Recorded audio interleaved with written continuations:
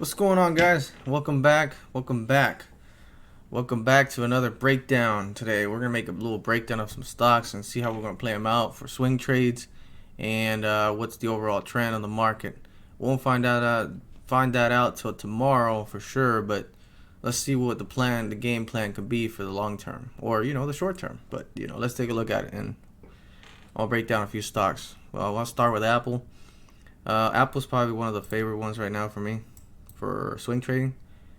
And the way I would play this, I'm gonna play it is like, if you look at the overall trend, we're kind of curling, and that's a good sign for long term, or a few weeks or a week or something like that. But as of right now, I like this. This is what's going on. We broke this resistance right here Friday, and we held it pretty good. See how we held it right there, pretty good. And to me, that's very bullish, because if we look at the previous times, rejection, came back, tested it right here on that day, rejected. We didn't break the EMA, but we got rejected, and then we tried to break it again, and then bam, dump, right? So once you see those things, subconsciously everybody's gonna know that every time it touches that line, it's gonna come down. But Friday was different. And a lot of the time, this could be just a bull trap. And why do I say it's a bull trap? Because it's a weekend, and I'm not trying to hold something over the weekend. Anything could happen. It could gap down, and then boom, gap down onto on the bottom of this line right here, and then just come straight down after that. And then there goes all your gains and yada yada. But see, this is what happened Friday. We had a nice candle to the upside. And what it looks like, we kind of support here, and we have this little bearish candle. So that was expected. How are we gonna play this one? Well, let me show you. This is not the most obvious pattern, so it has to prove to me a little bit more, because right there we're right there at the resistance too. So if tomorrow we wake up and we see this gap up, it's a good chance we'll come up to like 118 or something like that. But if we gap down and we start, holding support here as well, that could be another, indication that we're trying to change the trend.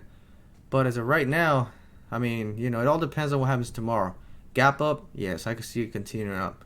Gap down, and we could break this channel back to the downside, and we'll be short again.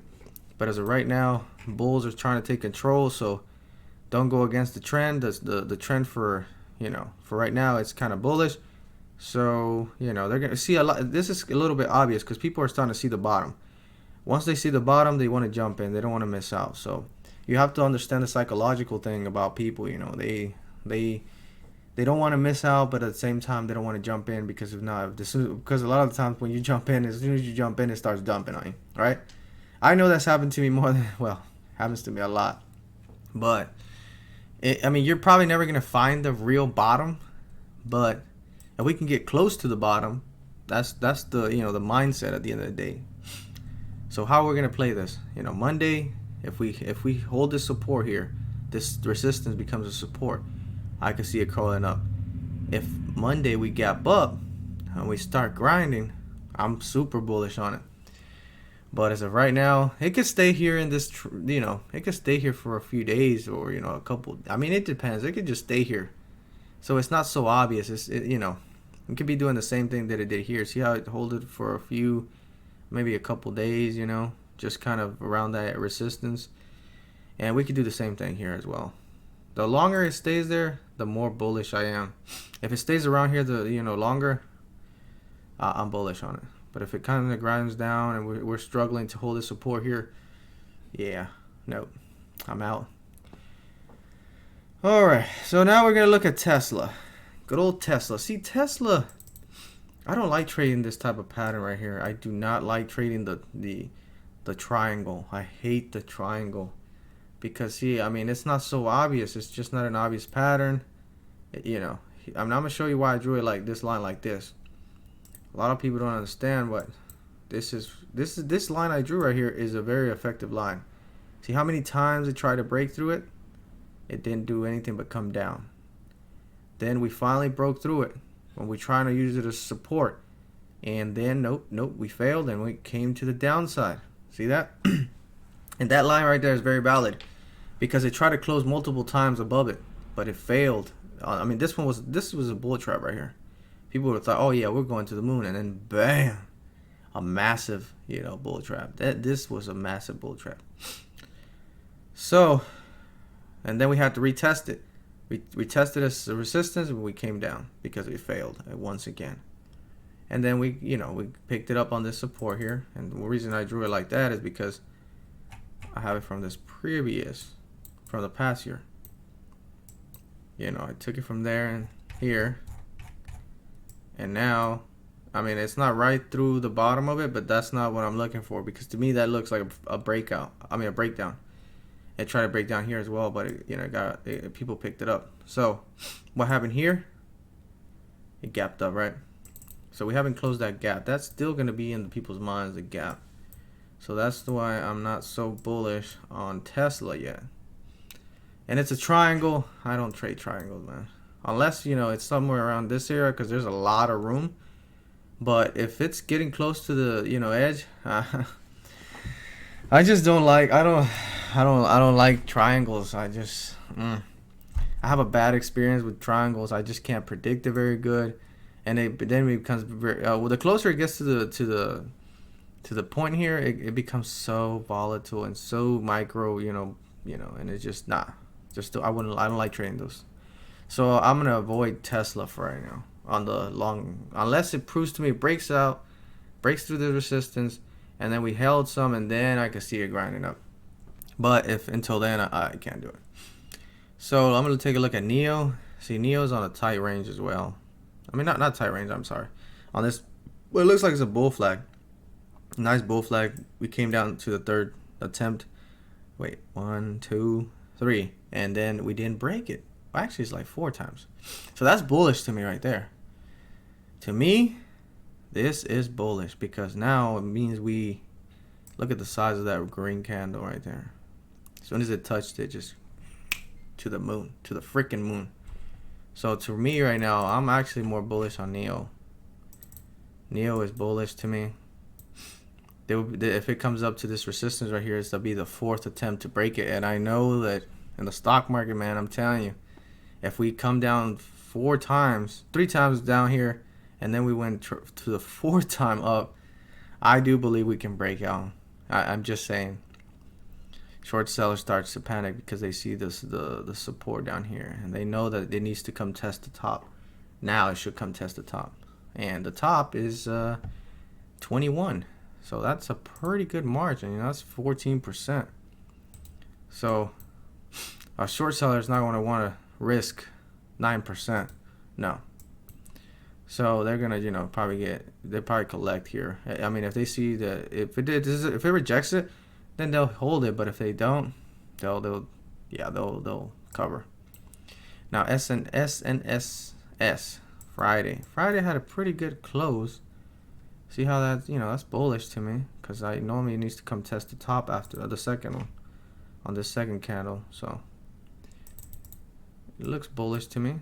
We're on a big bull flag, but this is a penny stock, so penny stocks are just penny stocks, man. You gotta trade these like day trading, because I mean, if you swing trade them, I mean, it's more riskier. To me, it is. I mean, I feel more like with day trading on penny stocks. I definitely don't swing trade them. Not with a large account, no. ZSAN. Now this one, so it's kind of like NEO, in a way. We got to draw our lines here. You draw your lines right there, right? Draw the top. This is how you have to do it, Make it simple. Don't make it so complicated. Just draw your lines, top, bottom. And then you're like, well, that's kind of in hindsight. That's pretty obvious. Well, I mean, I'm going to tell you right now. This is a better, for a swing trader, this is all you need right here. And one in the middle. Usually find the one in the middle. See, there's a support right there and a resistance. Somewhere around that range, we're either using it as support or resistance. And right now we had a false break to the downside and we came up. So see that to me is bullish, because that means if it holds it as support, it can start grinding up, and that from there to there is 18%. That's a lot of freaking move. But I mean, and you're wondering like, well, how do I know when to get out, or if it's gonna come down? Well, you look at the line. You look at this line. Every time it came down and it confirmed it. It kept coming down, right? But see, every time it came up, it never closed over here until this candle, and then it got rejected, and then we started grinding to the downside, right? So you have to pay attention to the closes. On swing trading, you have to pay attention to the close. It's highly important if you're swing trading on what candle or what support resistance it ends up at. For swing trading, it's crucial. So it's for day trading. I mean, it's the same thing. I mean, just micro, like I said. So Monday, I expect this, it needs to, oh wait, no, it already confirmed the trend. See? Broke through it. And, well, yeah, it did. Broke through it, confirmed it, and now we're grinding up. So see, it's not so obvious. It's not so obvious, but it's not so obvious that it confirms it. But, for people that are experienced traders, they see it already. They see that it confirmed the trend to go to the upside. So now we should come test this resistance here. That's where the next resistance would be at. And this, I mean, it could do a double top, and then we grind down to the downside. But as of right now, you got to look at it as, if it maintains on the EMA and it keeps grinding on the EMA, hey, you keep riding it. But if it breaks it, then you got to consider cutting your loss. It all depends on how many times it's testing it on the way up. At least that's how I play it. If it tests it more than one time, 2 or 3 times, and I know the third time most of the time it's gonna break. But if it keeps grinding up and it never tests it, it just keeps grinding up, I'm gonna let it ride. I'm gonna let it ride. That's how I play those. CBET. See, on CBET, CBET on Friday, it was moving like crazy. So I broke this down, a little bit here. So look, check it out. The open, right? This is where you have to pay attention. It broke to the downside. It confirmed it. And see how these wicks here? That means the short sellers were just shorting the stock at that point. And every time it tried to break the EMA, it got rejected. And then it finally, I think it broke here. It tried to do it here, but it didn't hold it. But it started doing it over here, see? But this is still not a very bullish. I mean, it's not an obvious pattern to me. So to me, I don't trade these because it's so choppy. See how many times it attempts to break the EMA? So I mean, if your stop is somewhere around here, man, you're gonna get stopped out every time. So there's no point. There's no point in you trading these type of setups. The setups that you need to start trading, it's more like when it's obvious bull, like right here at the end. See that right there? This is a pretty obvious uptrend. It never broke until here. But if you had your stop somewhere around here, you would already know. Let's say you would have bought somewhere around here, and you would have got stopped out right there. That's 7%. That's still good. 7%. And then let's say you would have done it again, right? Done it right here. When it started confirming it again, you bought it right here. Your stop loss would have been right there to break even at first. And let's say this this was a false breakdown. I wouldn't have had my stop right there. I would have had, at this point, I would have had a break-even point. So I wouldn't have got stopped out. See how it all... Now, this is where I probably would have started consider taking profit somewhere around here. Because it's obvious it was going to get rejected at the VWAP. There's a lot of short sellers were probably waiting for it. So, as of right there, that. Now, if you would have capitalized on this, that would have been 20%. That's a very nice move, especially for a small account. So you have to just gotta give it a minute, let it ride up on the EMA first for a few. When it's grinding to the downside, it needs to prove more to you, because that's why a lot of traders are waiting. They're waiting for it to actually start uptrending when it's obvious. Because see, now over here it looked like it found another low, so that was the support right there. So that's the reason you get this move to the upside, because people start seeing that it can't crack the bottom. It can't crack it. 1, 2, 3, and almost 4 times. And every time it tried it, it got picked up. So think about that. People, traders are looking at it. Lower, high, higher, low. I mean, wait. We had a double bottom and then it was a higher, high, lower, low, and then to the upside. See that? It's pretty simple. I mean, I know it's in hindsight right now, but I'm telling you, if you pay attention to these things, that's the key to success. So let's take a look at TATT. TATT did a similar thing, but in the morning it actually starts to grind up. Right before the bell opened, it was grinding to the upside, and then just dumps. It's a Friday, man. It was a Friday. I mean, I was expecting it to dump. See how over here we have this little chop zone? No matter where you're on this chart here, to the short or to the upside, you were going to get squeezed or dumped on because it kept breaking it. And to me, that's not effective. See, right here, first time, it failed. I mean, it was a quick trade right there, and it just dumped on you.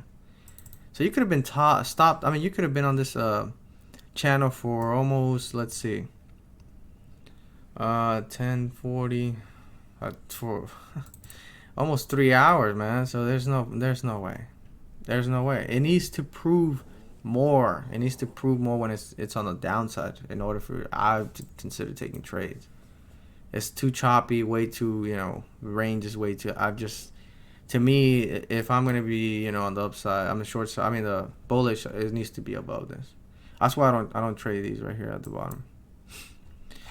And BYFC on Friday, man. Now this is a massive move. It went from 140. Well, it's $1, almost $1, but that's still 44%. I'm not saying you would have got 44%, but look, this is what I'm talking about right here. It gets to the EMA, right? Grinds, and there it's not breaking it. It's with these it's a penny stock, so your stop can't be that tight. It has to have a little bit of play because there's a lot of attempts here, and you don't want to eat early stopped out. But see how it keeps holding it? I mean, that's if you were just got stopped out. Let's say right here, because unless you would have took profits up there, but it's that's 20%. That's still 20%. Even if you would have put your stop at the candle before that every time. And over here you would have put your stop somewhere around there as well. It wouldn't have stopped you out. And on this one, your stop would have been right here, right? See, you keep slowly moving it up. Now here, a big red candle to the downside. You still wouldn't have been stopped out probably until it was wanting to test the VWAP. But if you start noticing the pattern here is a little bear flag, so it's pretty obvious. Just get out. You already made your money. So that, I mean, you have to look at the pattern and you also look at the gain, and you have to be able to know when to get out. So let's take a look at SPY. SPY, S&P 500, baby. SPY had man, it was a nice close too. See that? That's right there at that resistance. Right there at that resistance. Two big green candles. So, like I said, to Monday, it could gap up and we start grinding. This Monday is going to tell me a lot. This is how I know I'm going to be bullish. I wake up Monday morning. This is already grinding up. And we make a higher high. Right? Bullish, baby. I'm gonna be waiting for a pullback if I'm gonna, if I was gonna go to a swing trade on, I probably, it's too much to go. I mean, it's too expensive to go on a swing trade. But the market is overall bullish, so that means that, all the other stocks are gonna be moving. So that's the things that you have to pay attention as a trader. You have to be like, man, is the trend with me or is the trend against me? Because when the trend's against you, man, you're not. I'm not saying you can't make money, because you can make money in any market. But the thing is, your odds are always going to be better if you trade with the trend. Trust me. I've got caught up so many times thinking like the stock's going to go to a certain point. I'm like, and I keep getting stopped out, or I keep getting squeezed. And I'm just like, stop being so stupid, I mean, just go with the trend. Because sometimes psychologically, if you're losing or you're making money a certain way, it just kind of like gives you that bias. And that to me is like something you have to keep in consideration, because like if you don't, you're always gonna get little small gains. You're still gonna get gains if you still follow your rules, but at the same time, it's less likely you don't want to get those little moves. You want to get those massive moves. You want to get that you know what I'm saying? That sometimes you're wondering like, why is this stock like just keeps climbing? Why does it keep climbing? It just keeps on going. I mean, it's up freaking 10-20%, and I'm out here just like wondering why is that move happening? And see, that it's easier when the trend's with you, because even if you buy at a crappy price, you're still gonna make money. So, the NASDAQ. Let's take a look at the NASDAQ ETF. To me, NASDAQ is still downtrending. We're still at that main resistance right there. So, what does that tell me? I mean, it could break through it. It could break through it, but it's on a downtrend channel. And usually, I'm not trying to catch no knife. Okay. The only way I buy on a downtrend channel is on a support, and it needs to prove to me that it's a support, because if it's going to keep going down, I ain't trying to lose money, man. I'm not gonna buy at the freaking top. No. On downtrend channels, you have to be very disciplined to be able to cut your losses like this, man. Because if you don't, you're gonna lose your money. I mean, those are one of the best setups for massive gains. Because if you caught the bottom, there's so much potential for up, because by the time the people are actually starting to jump in, you're already in, and so it's already, it's going to go to the moon. But right now, I mean, buddy, also again, it could keep on grinding down, man. It could just keep on just getting you every time. And I'm not, like I said, it has to prove to me more than just a few times. I have to have a few candles, and my stop will be pretty tight. When I mean it tight, I mean like if you would have looked at it from this point of view right here, right? First, the second, that would have been the third attempt. No, I wouldn't have jumped in on that one, no. But it did go right up, look, and then it came down here to the fourth time. See, the fourth time. See, you also got to look at the size of the candles at the support. So if they're big candles like that, they're more than likely going to try to attempt to break it. See, this one's a huge one, but that would have been the second time, so people felt confident. Now on this side here, smaller red candles. See, well, I mean, there's a big one, but it's followed by smaller ones, and usually that means they're not as bearish yet. And let's see. Now we have another attempt here, right? Smaller red candles, massive green candle. That's very important too. That is very important too. You got to look at the size of the candle, because that means there's a lot of people, there's a lot of people have, psychologically they're putting all their money in there. So all you got to do is wait at that point for a low and then buy. But still in a downtrend. I don't bet against downtrends, man. I do not. Not going, I mean, unless I'm going short, then yes, but it still hasn't curled up for me enough. It's too downtrendy, because if Monday comes and we can make a massive move to the downside. I already know. Rejection, by the time you try to sell, it's too late. You're already to the downside. So, with that being said, there's a few stocks, that, I mean, preferably right now, just Apple, to me, is one of the more bullish, because it looks like it's starting to find a bottom. And to me, it's more about the bottom. I mean, it needs to be curling up for me to start taking a decision. I wouldn't jump on it yet, but I need it to be. Now, if it starts doing something like here, like zigzag, then I can see it. It depends on that zigzag. Now, if that zigzag is more aggressive to the upside, oh yeah, I'm bullish. But if it's kind of sideways, it could go either way. It could go down, or it could go up. It doesn't matter. It has to prove more, I guess. But as right now, it's still a downtrend. I'm not going to play against it. I'm going to respect the downtrend. And not go against it. Unless, like I said, Monday comes, we grind up, right? And we get close to this top here. And it depends on the close. All those things matter. for me to take a trade. Maintain discipline on taking your trades, and trust me, you will be successful.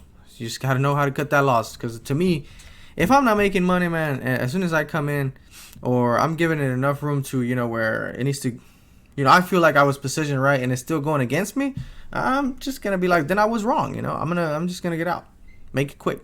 So, with that being said, just don't forget to leave a like, subscribe to the channel.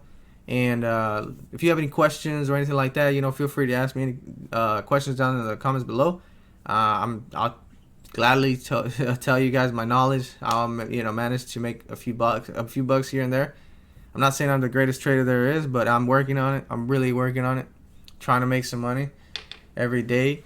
I've doubled my account, so right now my next goal is to double to what I just made and get to a certain amount. Once I get to that certain amount, I can be able to be more aggressive. But as of right now, I've already doubled my account, so I want to teach people to be able to do the same thing. Because at the end of the day, if I'm teaching you guys whatever my knowledge, that only makes the stock market work better. It just does. More people are looking at it, more people subconsciously are paying attention to it. So that means that they're waiting for the same opportunity as you, and when they see it, it just rises. You don't want uncertainty in the market, because if you're uncertainty, that means gonna be a lot of chopness. I hate chopness, and who doesn't hate chopness? You want it to go straight to so we could collect. That's what we want. So, all right. With that being said, I'll leave you guys on that, and remember to stay green, baby. Because at the end of the day, that's what we're all trying to do. We're trying to stay green in our accounts. So, all right, I'll holler at you guys.